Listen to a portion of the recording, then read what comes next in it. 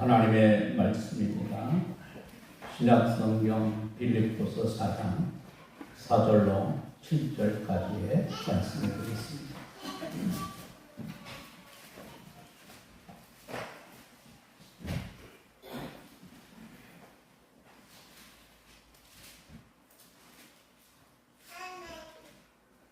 주 안에서 항상 기뻐하라. 내가 다시 말하노니 기뻐하라. 너희 관용을 모든 사람에게 알게 하라. 주께서 가까우시니라.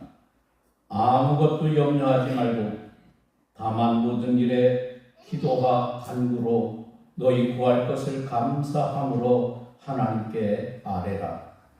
그리하면 모든 지각에 뛰어난 하나님의 평강이 그리스도 예수 안에서 너희 마음과 생각을 지키시리라. 아멘.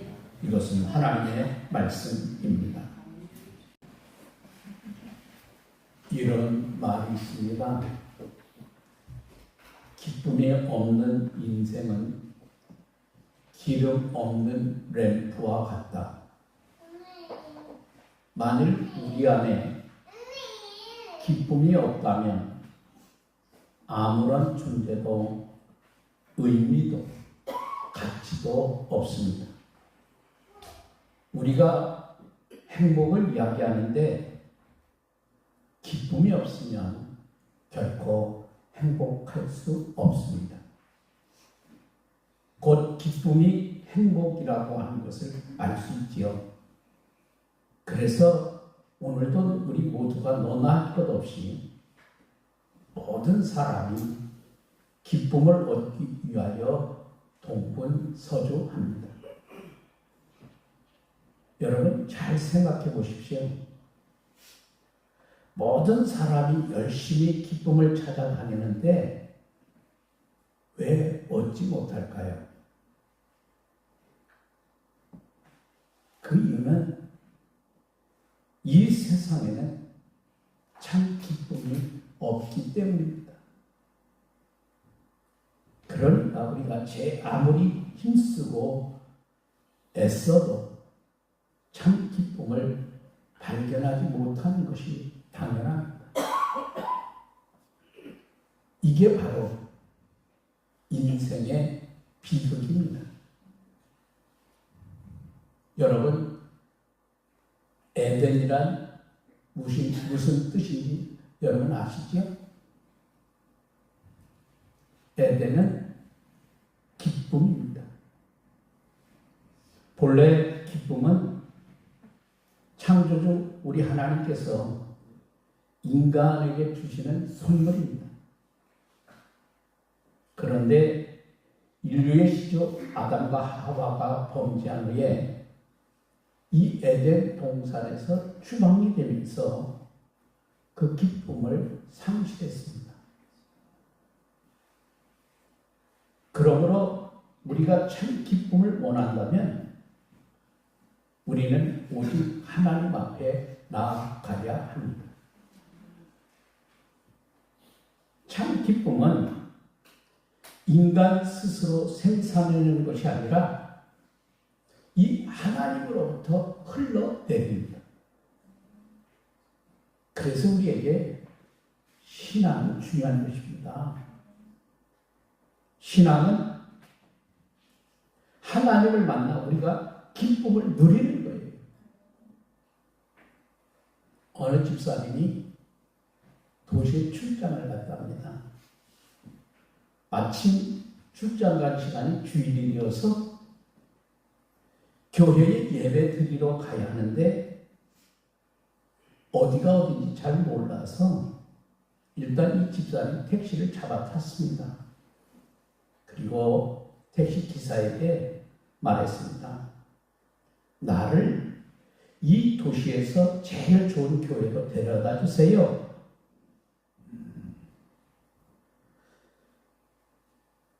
이 택시가 달려가는데요. 큰 교회들이 이곳저곳에 눈에 띕니다. 그런데 이 택시가 말이죠. 다 지나칩니다. 왜 큰 교회들은 다 지나치고 왜 그럴까? 그러더니 어느 아주 아담한 교회 앞에 아유 집사님 세워주는 겁니다. 그래서 궁금하잖아요. 아니 그 큰 교회들 왜 다 지나치고 이렇게 작은 교회 앞에 세워줍니까? 그러니까 이 택시 기사가 하는 말이 저는 교인은 아닌데 내가 주일날 시내를 다니다 보니까 잘 알지요. 많은 교회들이 있는데 이 교회에서 예배 드리고 나오는 교인들의 얼굴 표정을 보니까 제일 밝습니다. 그러니까 제가 생각할 때는 이 교회가 제일 좋은 교회가 아닐까요? 여러분 어떻게 생각하십니까? 건물이 큰 교회, 성도들이 많은 교회가 좋은 교회일까요? 여러분 일리가 있는 말 아닙니까? 제일 좋은 성도는 기쁨이 충만한 성도요. 제일 좋은 교회는 기쁨이 충만한 교회입니다. 여러분 이런 기준으로 볼 때 여러분은 어떻습니까? 좋은 성도이십니까? 여러분 우리 교회는 어떻습니까? 좋은 교회입니까? 우리 스스로 진단해 보십시오. 여러분 바울은 어떤 사람입니까? 그가 예수 믿기 전 이스라엘의 귀족이요 박사입니다. 바울은 엘리트 중에 엘리트입니다. 그랬더니 그가 예수님을 만난 후에 그 모든 것을 분토처럼 여기고 세계 각지에 복음을 전파하고 있습니다. 그러던 중에 바울이 복음을 전했다고 하는 것 때문에 죄 아닌 죄로 감옥에 갇힙니다.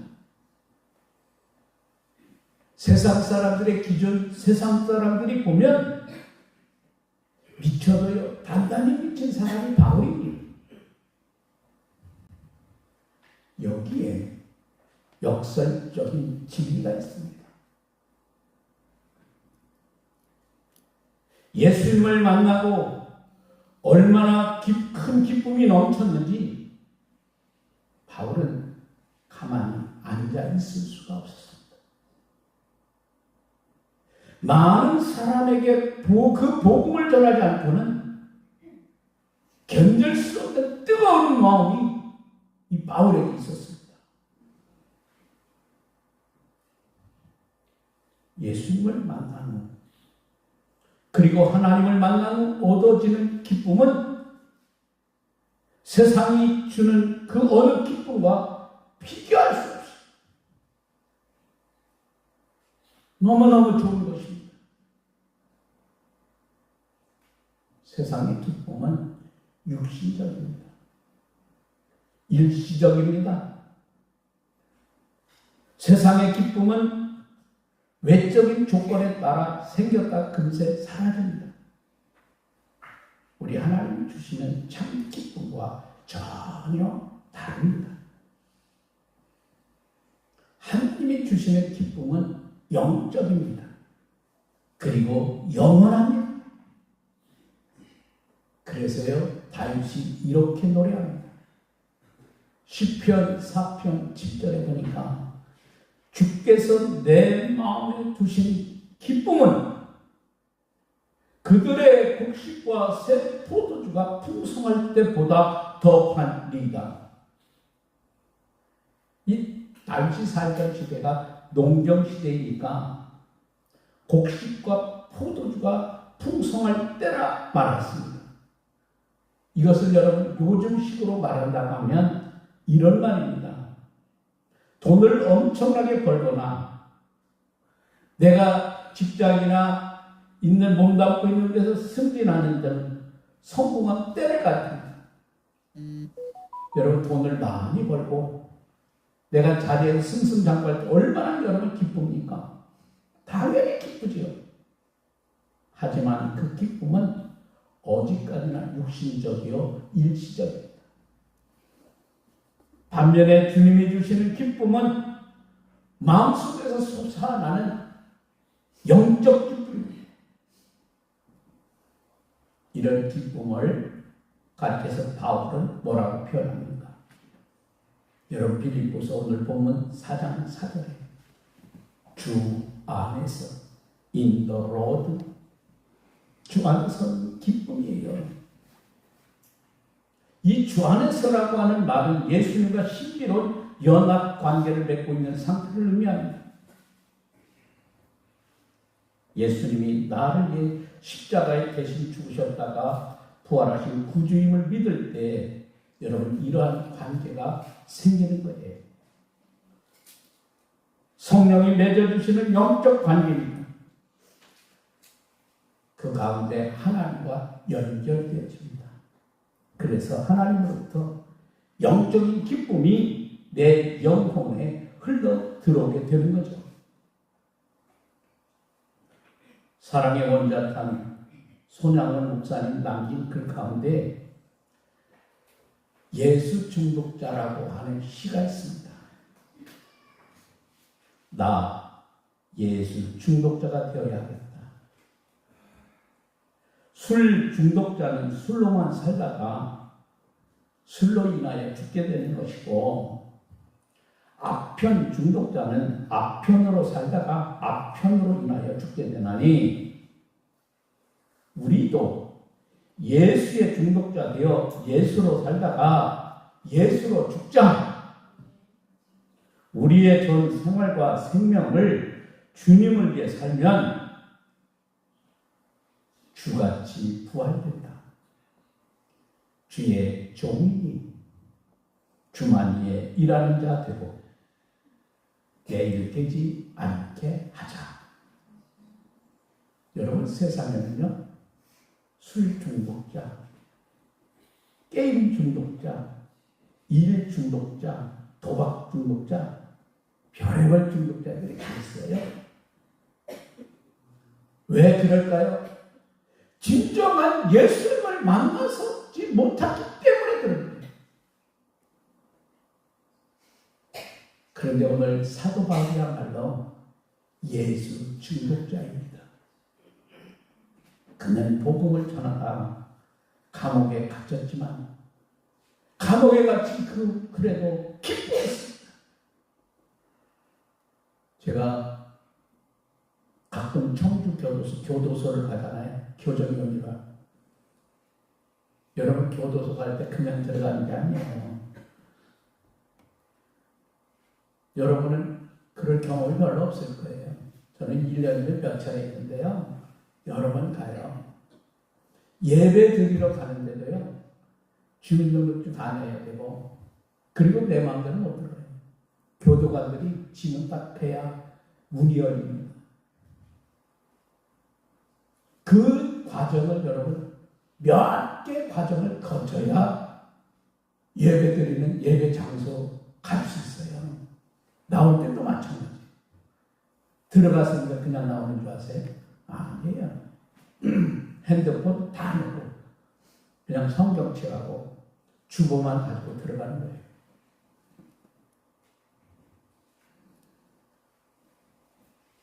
그런 감옥 안에 있는데 무슨 기쁨이 있겠어요? 그런데 바울은 그런 감옥 안에 있어서 오히려 바깥에 있는 성도들을 격려하며 권면했습니다. 기뻐하라. 내가 다시 말하노니 기뻐하라.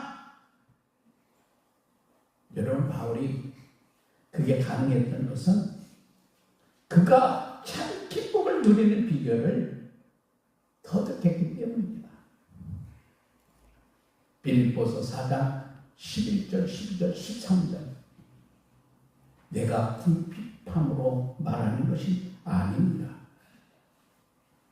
어떠한 형편에든지 나는 자족하기를 배웠노니 나는 비천에 처할 줄도 알고 풍부에 처할 줄도 알아. 모든 일 곧 배부름과 배고픔과 풍부와 궁핍에도 처할 줄 아는 일체의 비결을 배웠노라. 내게 능력 주시는 자 안에서 내가 모든 것을 할 수 있느니라. 어떤 형편에든지 라고 하는 말은 모든 경우에 기뻐하는 것을 의미하는 말이에요. 여러분, 그 비결이 어디에 있다고요? 내게 능력 주시는 자, 즉 예수님 안에 있다는 거예요. 즉 예수님께 영적으로 연합이 되어 있어야 하나님이 부어주시는 영적 기쁨으로 충만하기 때문입니다. 그러므로 기쁨을 유지하는 방법을 우리가 배워야 합니다.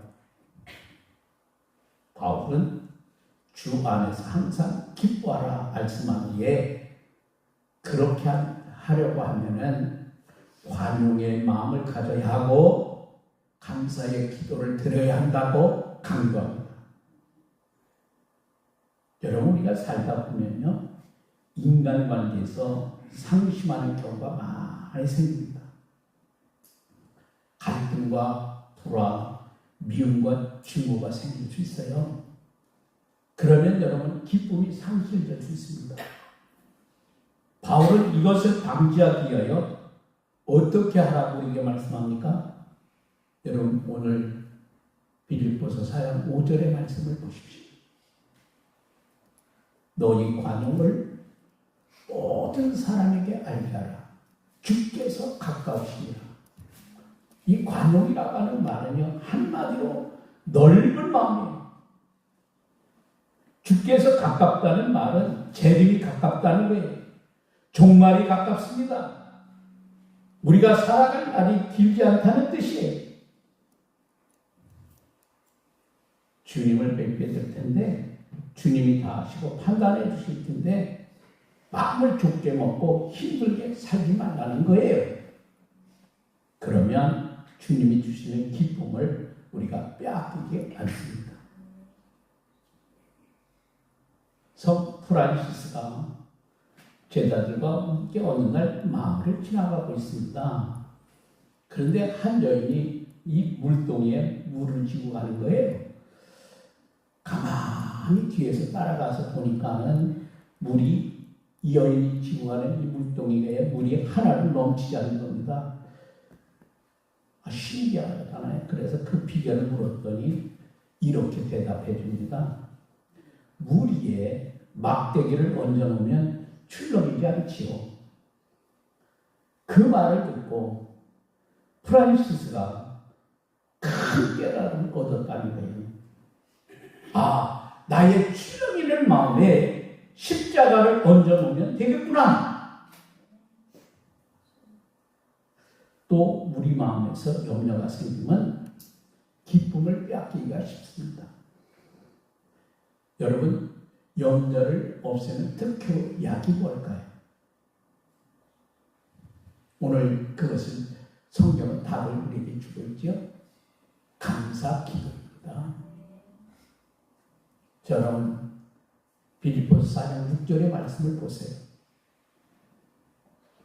아무것도 염려하지 말고 다만 모든 일에 기도와 간구로 너희 구할 것을 감사함으로 하나님께 아뢰라. 여러분, 감사함으로 기도하라고 하는 말씀은 우리가 기도하면 하나님은 반드시 좋은 것으로 우리들에게 응답해 주십니다. 다시 말하면 믿음으로 맡기고 기도하라는 말씀이에요. 베드로전서 5장 7절에 이렇게 말씀하십니다. 너희 염려를 다 주께 맡기라. 이는 그가 너희를 돌보시리라. 여기서 이 맡긴다는 말은 모든 염려를 하나님께 던져버린다, 그런 뜻입니다. 여러분 그러면 어떻게 될까요? 바울이 증거하죠. 여러분 빌립보서 4장 7절 보세요. 그리하면 모든 지각에 뛰어난 하나님의 평강이 그리스도 예수 안에서 너희 마음과 생각을 지키시라. 아멘. 여러분 이렇게 기도하면 하나님 우리의 마음을 지켜주십니다. 평강이 곧 기쁨이에요. 지각에 뛰어난 평강은 인간의 상상을 초월합니다. 여러분 바울을 보십시오. 여러분 이해가 됩니까? 감옥에서 여러분 기뻐하다니, 그것도 억울하게 감옥에 갇혔는데 말이에요. 복음 전하다가 감옥에 갇혔는데 여러분 무슨 기쁨이 있어요?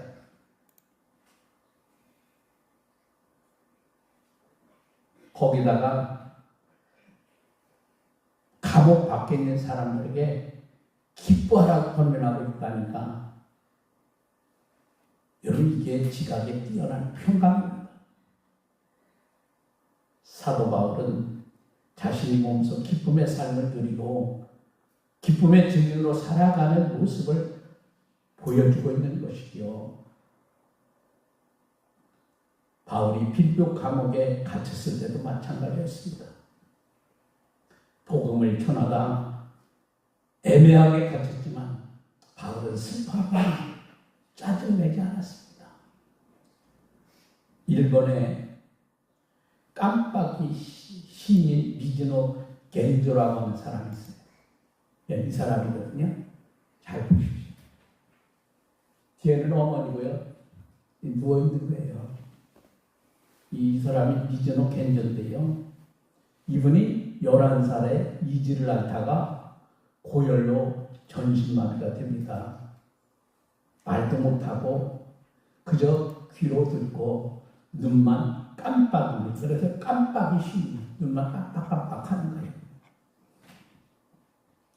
여러분 죽고 싶은 생각이 얼마나 있겠어요.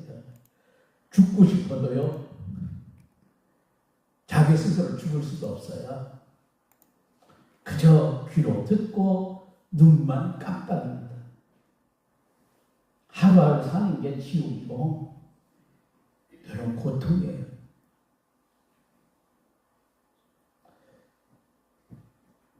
그의 집이 가게를 했는데 어느 날 물건을 사러 왔던 목사님이 성경책을 선물로 줍니다. 어머니가 성경책을 읽어줄 때 그가 예수님 만났습니다. 그에게 주 안에 기쁨이 넘치게 됩니다. 환경적으로는 변화되지 아무런 변화도 없었습니다. 그런데 말씀을 듣다가 그 영혼에 기쁨이 솟아오르면서 이분이 감사의 사람이 됩니다. 그리고 시를 써서 그 기쁨을 많은 사람에게 전하고 싶은 마음이 들었어요. 어머니가 카타가나 50음도를 벽에 붙여놓고 한 글자 한 글자를 짚을 때 할 수 있는 게 눈을 깜빡이는 것밖에 없으니까 눈을 깜빡이면서 글자를 선택하는 방식으로 시 한 편, 시 한 편, 한 편, 한 편을 써내려가는 거예요. 그가 많이 쓴 시 중에 이런 시가 있습니다. 내 마음속에 기쁨이 있다. 내 마음속에 희망이 있다. 내가 나갈 길이 있다. 그건 그리스도 예수가 열어주신 것. 어두워도 헤매지 않아. 하나님 나라에 가는 기쁨의 길이 있다. 그는 이런 시를 통해서 완악한 일본 사람들의 마음에 큰 감동을 주었고 주님께로 인도할 수 있었습니다. 여러분 이런 분이라도 할 수 있다는, 우리 중에 누가 할 수 없다고 회피할 수 있겠습니까?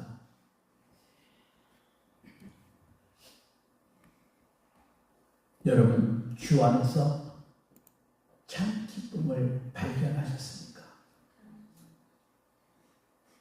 지금 여러분이 누리고 계십니까? 그게 바로 내 신앙의 수준입니다. 주 안에서 항상 기뻐하며 여러분 모두가 승리의 삶을 살아가시기를 원합니다. 더 나아가 여러분 그 기쁨을 많은 사람에게 전하는 사도 바울과 같이 기쁨의 증인으로 살아가는 축복된 삶의 주인공이 여러분 모두가 되시기를 간절히 원합니다. 기도하겠습니다. 주 안에서 항상 기뻐하라. 사도 바울은 예수에 미쳐 예수의 중독자 되고 복음을 전하다 억울한 누명을 쓰고 빌립보 감옥에 갇혔으나 오히려 바깥 세상에 있는 사람들에게 주 안에서 항상 기뻐하라. 내가 다시 말하노니 기뻐하라. 사도 바울이 한날도 진정 기쁨의 삶을 산 행복한 그리스도인이었습니다. 환경이 변하지 않아도 고난의 길이라도 어려운 감옥의 길이라 할지라도 내 마음속에 주님을 진정 모시고 있다면 나는 행복한 그리스도인, 주 안에서 항상 기뻐할 수 있는 믿음의 사람이 될 수 있습니다.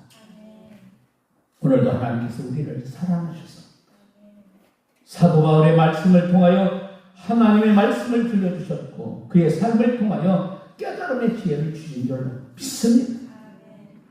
우리도 주 안에서 항상 기뻐할 수 있는 믿음의 존귀한 자들이 되기를 원합니다. 우리의 가는 곳마다 사도 바울처럼 복음을 전하는 능력 있는 행복한 그리스도인들이 되기를 원합니다. 깜빡이는 시인 비즈노 켄조처럼 주님의 사랑 깨달아 감사할 줄 아는, 그래서 모든 사람들에게 희망을 전해주고 감사의 삶을 열어줄 줄 아는 행복한 그리스도인들이 살아가는 우리 목도 중앙교회 모든 주의 백성들이 되고 오늘 예배하는 우리 모든 성도들이 되기를 원합니다. 지혜로 성령의 충만한 은혜로 함께하여 주옵소서. 우리를 사랑하신 예수님의 귀하신 이름으로 기도합니다. 아멘.